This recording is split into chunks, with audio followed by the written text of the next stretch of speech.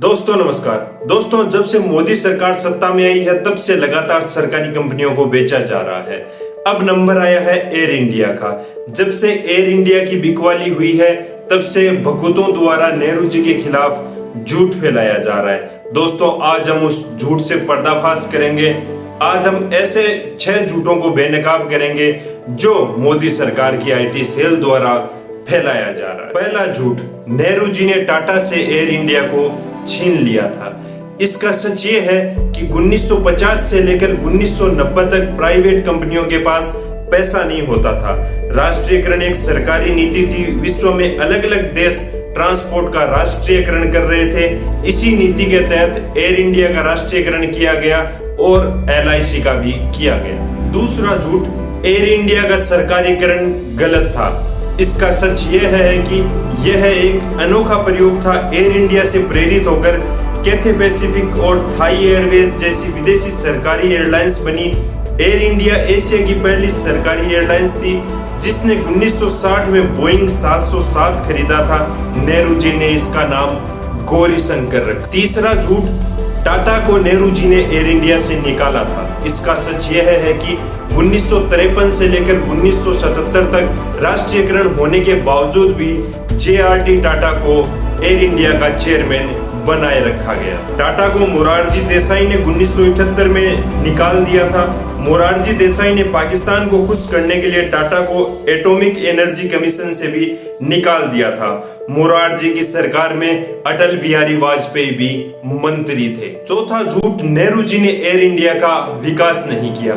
इसका सच यह है कि 1955 में चीन के PM चाउ एन लाई के पास इंडोनेशिया जाने को विमान नहीं था। चीन ने एयर इंडिया से विमान भाड़े पर लिया था।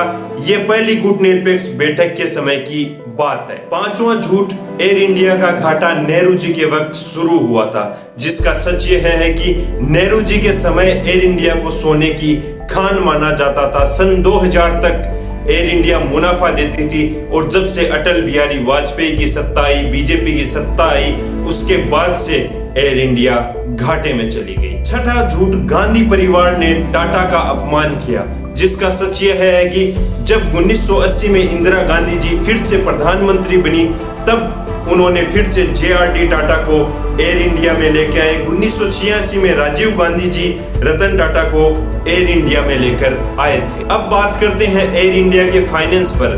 टाटा समूह सबसे पारदर्शी कंपनी है।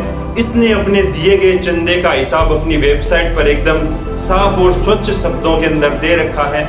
टाटा समूह ने अपने संपूर्ण दिए गए चंदे में से 75% अकेली भाजपा को दिया। अब बात करते हैं एयर इंडिया के बिकने के हिसाब किताब की।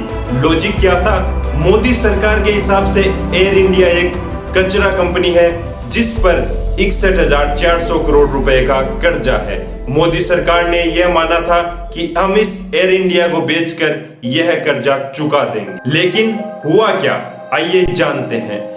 एयर इंडिया पर कुल लोन था 61,400 करोड़ रुपए। टाटा ने एयर इंडिया को खरीदा 18,000 करोड़ रुपए में। 2700 करोड़ रुपए टाटा ने कैश दिए और 15,300 करोड़ रुपए का लोन रखा। अब बाकी बचे 46,000 करोड़ रुपए भारत सरकार को चुकाने पड़ेंगे। यानी भारत सरकार को मिले 2700 करोड़ रुपए और चुकाने हैं 46,000 करोड़ रुपए। यह पैसे कहां से आएंगे वो तो मोदी जी ही बता सकते हैं कि ये जो गड्ढे खोद रहे हैं सरकारी संपत्तियां बेच के, वो कहां से भरे जाएंगे। और भारत सरकार को टाटा समूह से 2700 करोड़ लेने की क्या जरूरत थी? यह तो गरीब कंपनी है। नेहरू जी की गलती समझकर माफ कर देना था। भारत सरकार अब एयर इंडिया की जमीन और संपत्तियां बेचकर 46,000 करोड़ रुपए का लोन चुकता करेगी। अब उनकी संपत्तियां और जमीन कौन खरीदेगा? मेरे हिसाब से यह बताना आपको जरूरी नहीं है। इतने तो समझदार आप हैं ताकि आप अनुमान लगा सकें कि कौन खरीदने वाला है। टाटा को वो सब मिला जो 25,000 करोड़ रुपए में भी मिलना मुश्किल था। टाटा को क्या क्या मिला आइए जानते हैं। भारत के 4400 डोमेस्टिक, 1800 इंटरनेशनल लैंडिंग और पार्किंग स्लॉट, विदेशों में ऐसे 900 स्लॉट। एयर इंडिया एक्सप्रेस का 100% मालिकाना, कार्गो और ग्राउंड हैंडलिंग का 50% हिस्सा। मोदी जी ने टाटा समूह से लिए गए चंदे का हक अदा किया है, यानी कि एक जो नमक का कर्ज था वो अदा किया है टाटा समूह को एयर इंडिया बेचकर। आज के वीडियो में इतना ही। अगर वीडियो अच्छा लगा हो तो इसे शेयर जरूर करें, अपने विचारों को कमेंट के माध्यम से हम तक जरूर पहुंचाएं, और अब तक आपने इस चैनल को सब्सक्राइब नहीं किया है तो इसे सब्सक्राइब करना न भूलें, बेल आइकन जरूर दबाएं। जय हिंद, राम राम सा।